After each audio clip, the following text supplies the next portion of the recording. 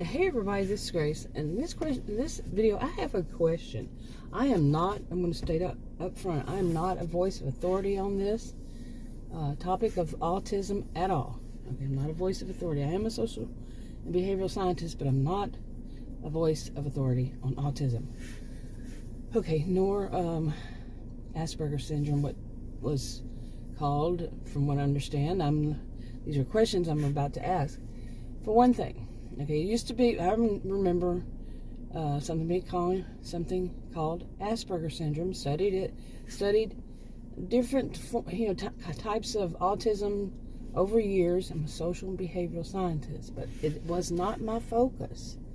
Okay, it wasn't something I focused on and learned more and more about. Well, now I have questions about it.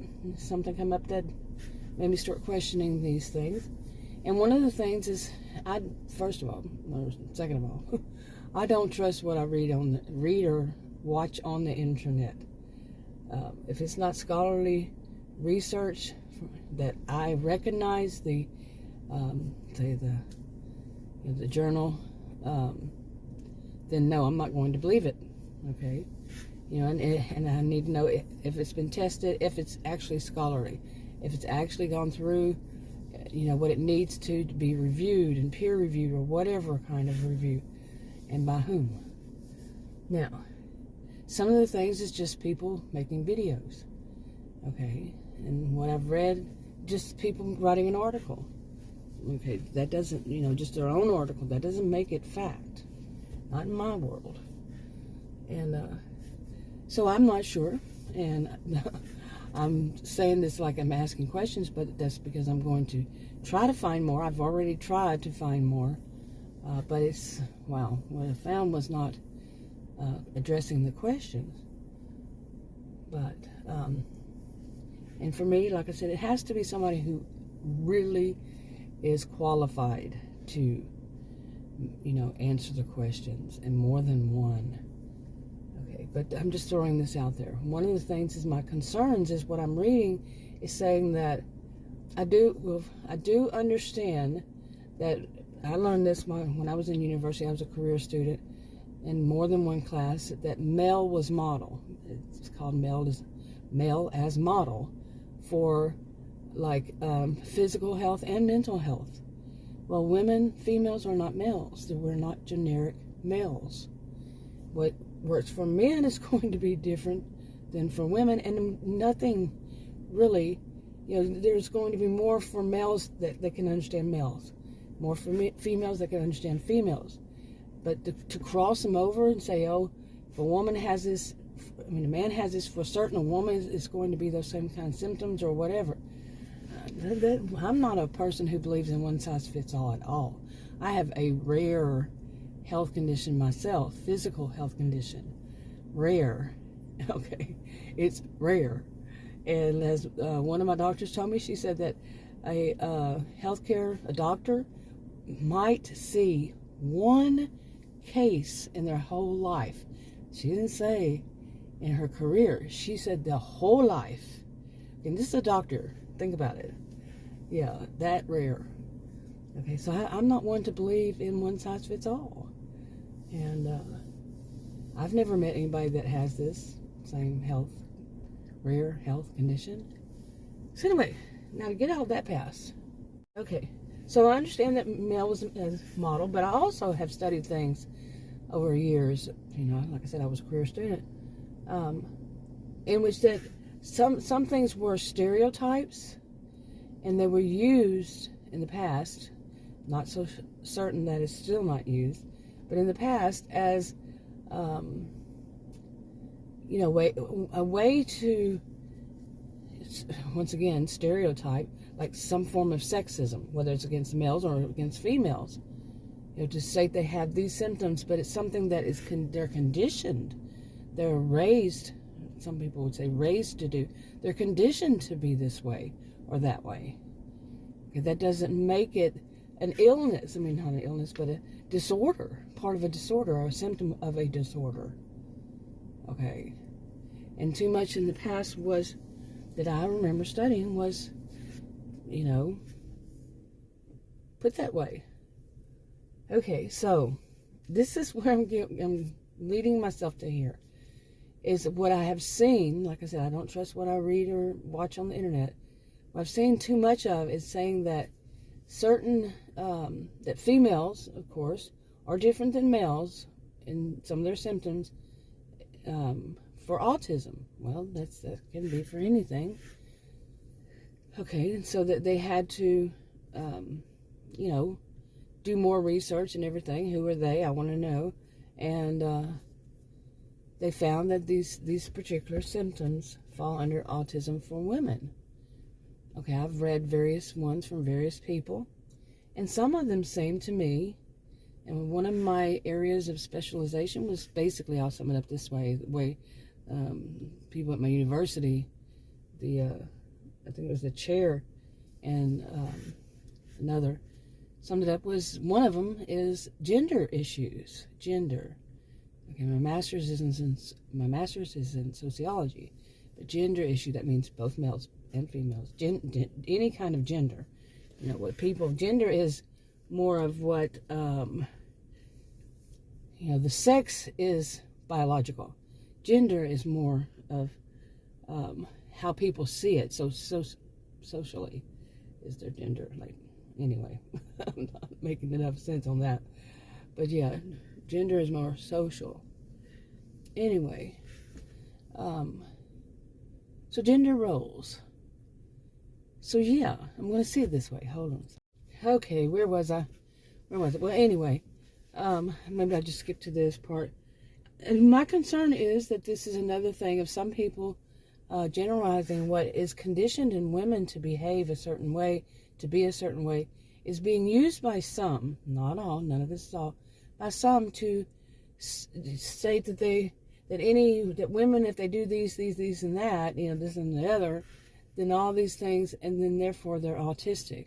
And especially when it comes to high functioning autism, I've actually seen high functioning and full functioning, is the same, like interchangeable, like people use, and used to be called Asperger's. I've seen that, all those connected together, calling it either high functioning or fully functioning, or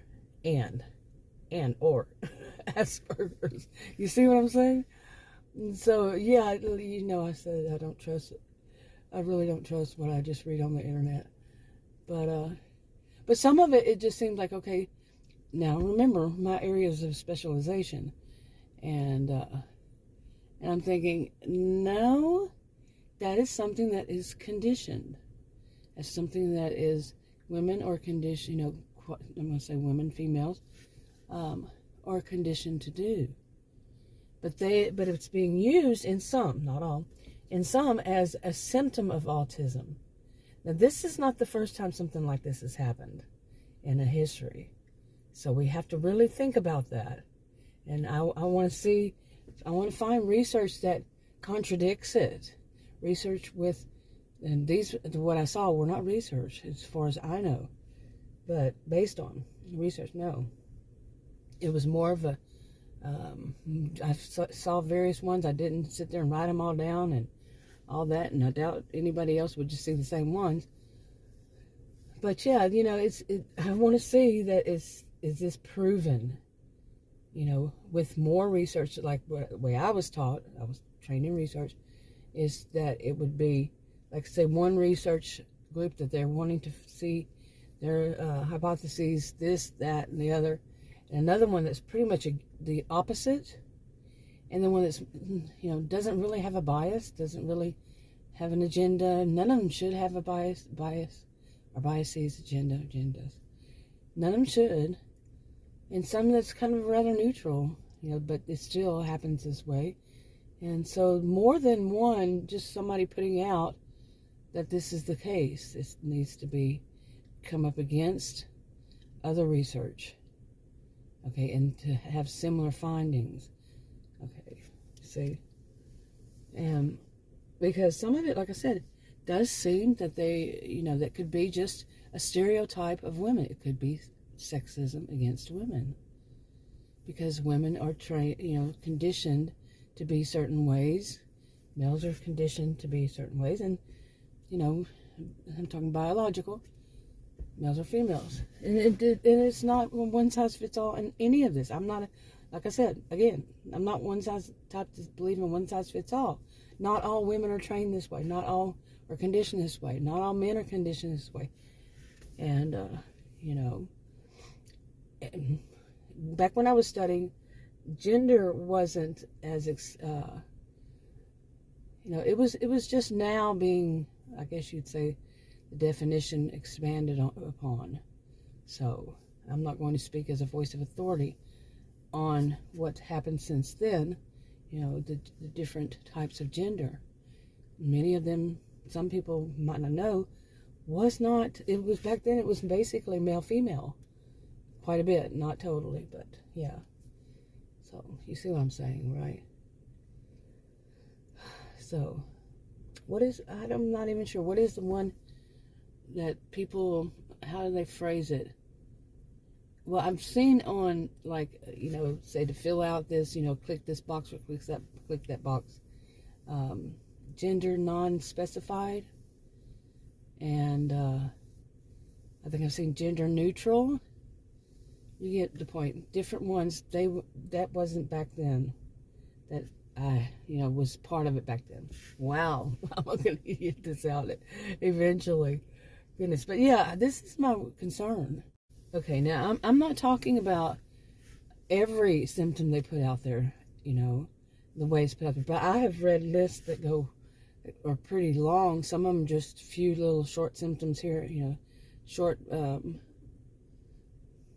know, briefly mentioned, highlighted, I guess you could say, symptoms. And then there were some that were very extensive, you know, very, it was like they would do this and they would do that, and it would go on for pages. And like I said, that would be a very big concern for me, especially if they have an agenda with it.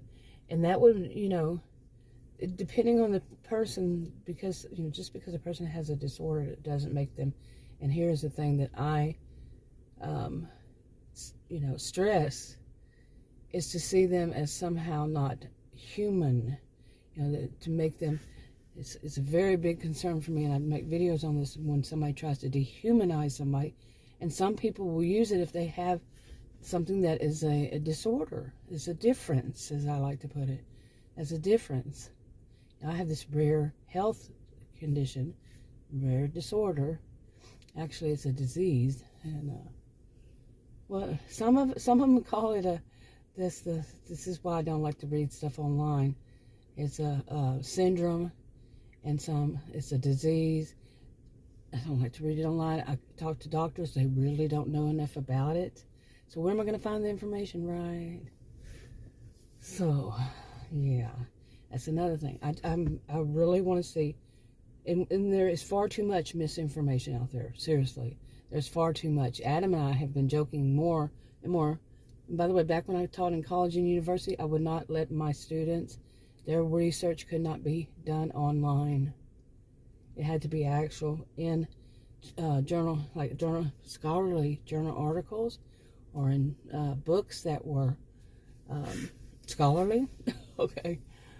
But to get online, you can find anything to meet your agenda. You know, confirmation bias, just random stuff. You know. Well, anyway, Adam and I have been joking more and more. Now, that was way back then. I had that view back when I was teaching at college and university. Not going to look it up online. But, so since then, I've said things like, I believe about 2% of what I read online, and that I even doubt. 2%, you see. But, you know, just recently, we were looking up at something, and here's the, well, maybe I shouldn't say the question.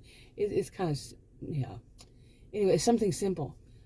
He was sitting there, and when I asked, you know, my phone, I asked my cell phone, boy, it sounds so funny.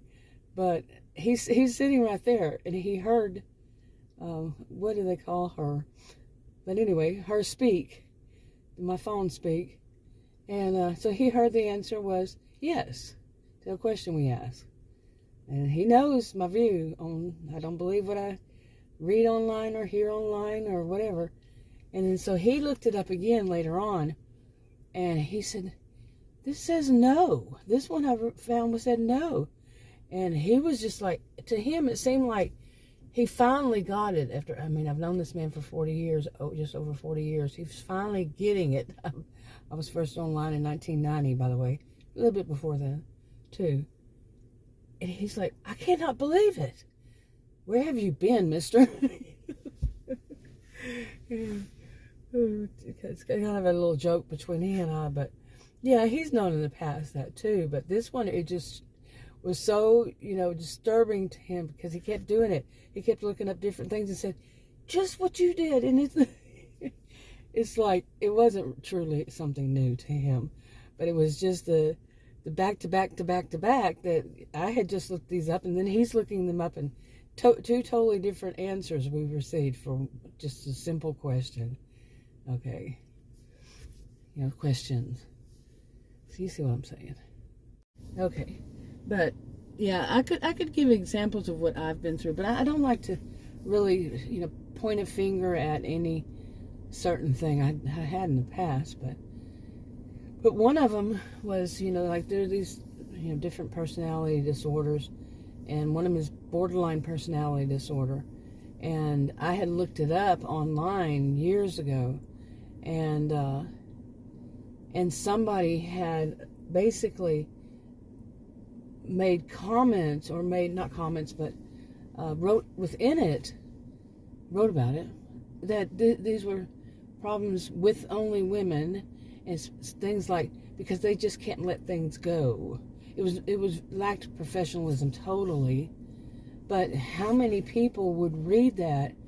And the things that were said about women were very stereotypical and very wrong. Okay, some were just stereotyping them. Stereotypes are negative usually. I mean, they are. Okay, it's a negative thing to do. It's not a good thing to do. But they were doing it in such a negative way. Everything was how horrible women were. I mean, and the bias was off, and the agenda was so obvious to me.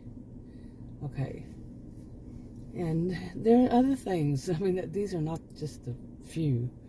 These are just like one or two in comparison to many that I have seen online. And so here, this is another one. I am not, like I said, I'm not a voice of authority on autism, but reading and hearing some of the things I have when it concerns women, females, women, especially women, at that age of being an adult, it just, some of it sounds like they're doing just that, like I just described.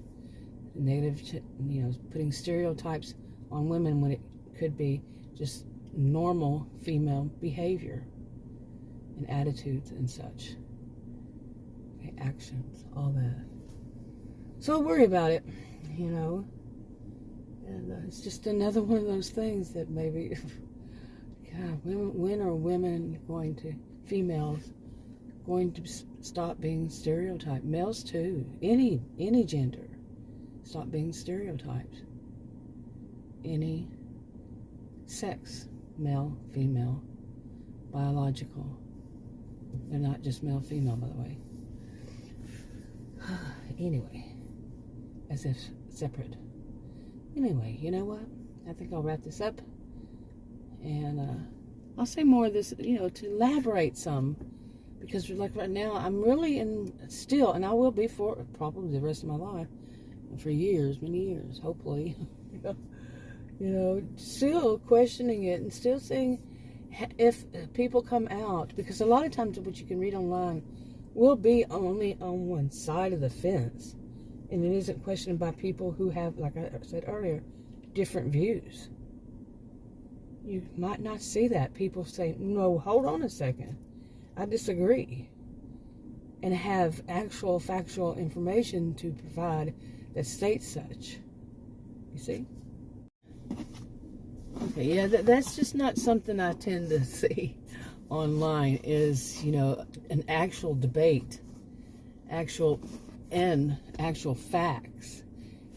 actual confirmation of those facts that are real, okay, seriously, that are backed up by real scholarly work that has been through the test. You see what I'm saying? And it goes on. It's not just, oh, I'm going to sit there and I'm going to write a book and say that my book is, I've got all the theory down 100%. I've figured it all out. I know everything there is about it. That's not how it works. Anyway, I'm wrapping this up. It's starting to get dark, and I'll talk to you all in another video. Bye.